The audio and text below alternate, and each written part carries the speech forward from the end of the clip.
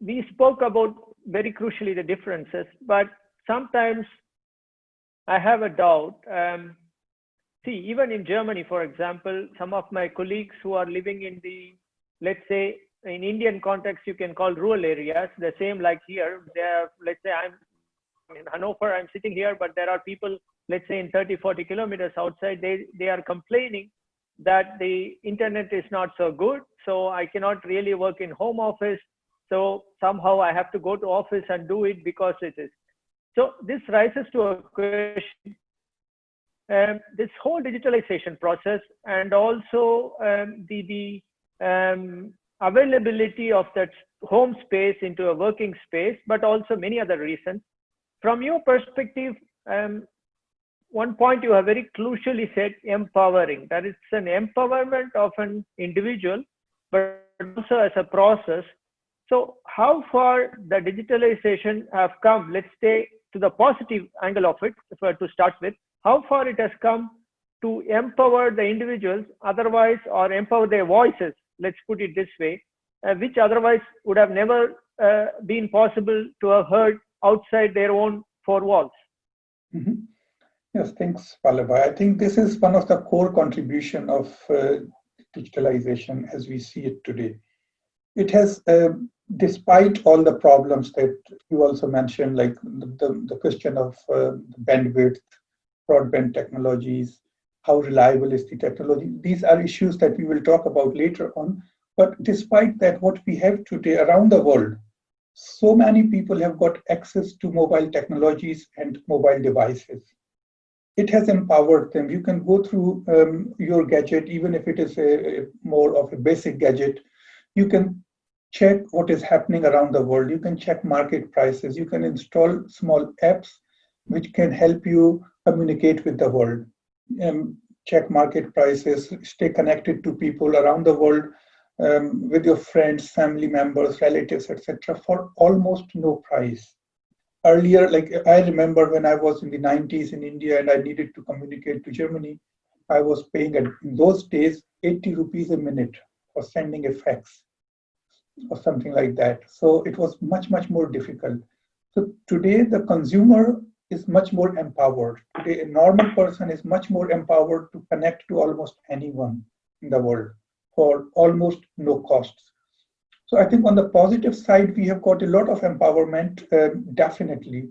It has also helped us reduce consumption of physical resources, natural resources in many ways, because many things can be simply substituted by software, by the electronic.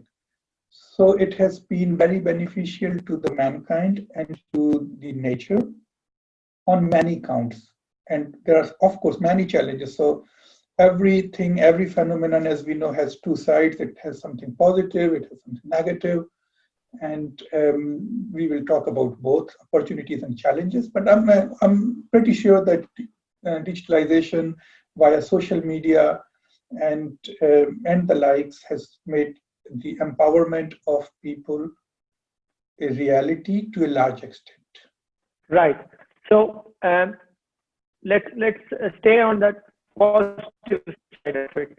Today we have so many medium, let's say, for commercial purpose, but also, as you said, for individual purpose. Recently, I also read a newspaper where a young girl who actually used WhatsApp to record certain issues that has happened with the employer that's a very big, let's say, a company. And in this company, actually, there are many workers who are kind of not paid properly, and there were many difficulties. And this girl, she's just 19 years old, and she was keeping a record of this WhatsApp, and she looked pictures and everything.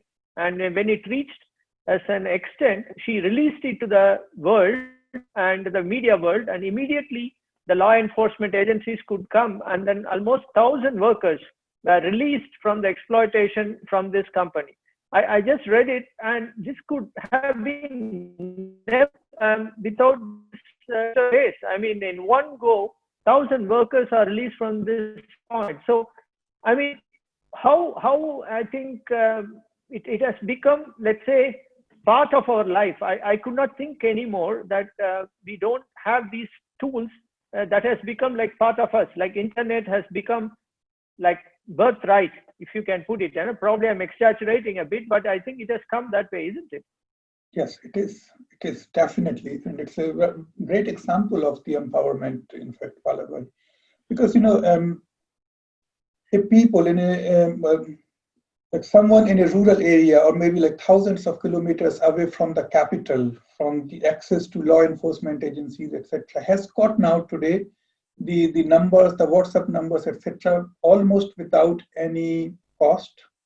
You can connect to anyone. If the one person is not listening to you in the bureaucracy, you can move up to the next level. So the information that has become available, the people who have become accessible to you, it has really empowered people. Of course, there can be a different side to it because it can also be misused in some cases. So that thing has to be kept in mind. We have to keep in mind what is legally allowed and not allowed. If like there may be illegal recordings of things sometimes which are not permissible by law, but by and large, I would say digitalization has provided a major boost to empowerment.